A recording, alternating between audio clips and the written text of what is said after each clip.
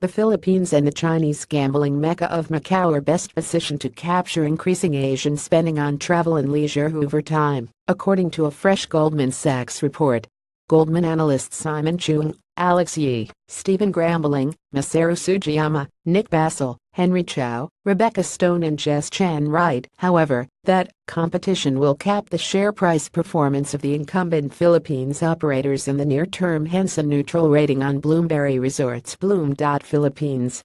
They prefer Singapore over Malaysia and rate Genting Singapore G13. Singapore and GIGNF with a buy rating, but are neutral on Genting Malaysia Gen.Malaysia, arguing the stock has built-in little expectation on gross gaming revenue GGR recovery domestically, nor any option value should it successfully secure Japan IR's integrated resorts in partnership with local companies, although the snap general election likely means another delay in Japan's casino legislation, with the submission of IR implementation bill deferred till next year.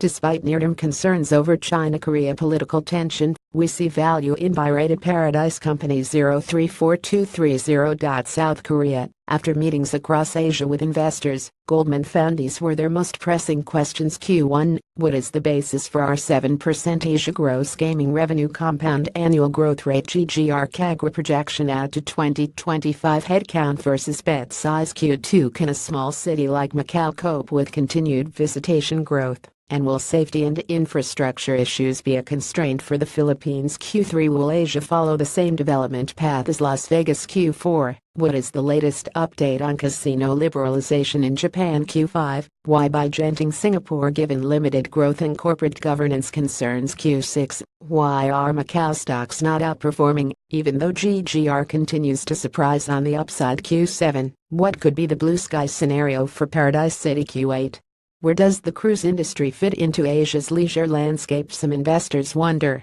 according to Goldman, if brick-and-mortar casinos will become less popular as millennials spend more time online. But Goldman argues that may not hold, because 71% of gross gaming revenue in Asia comes from travelers who look for a diversified entertainment experience.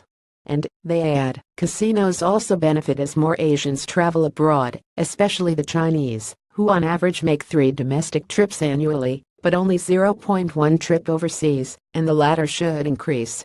The analysts add, for Chinese, Japanese, and Koreans, the 3 key sources of players in Asia together accounting for 87% of the 298 million addressable population, casinos are either banned or restricted in their home countries, giving them more reason to visit casinos when traveling abroad.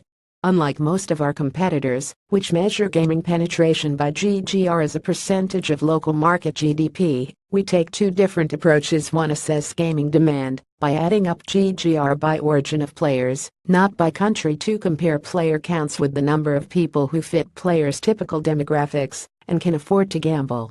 These approaches give us comfort that even if bet sizes do not rise much further, as average player loss per trip is already quite high in certain markets, e.g., $475, $426 in Macau, Singapore versus $579 in Las Vegas, there should still be room for further growth, as long as their hospitality and infrastructure can cope with increased visitation.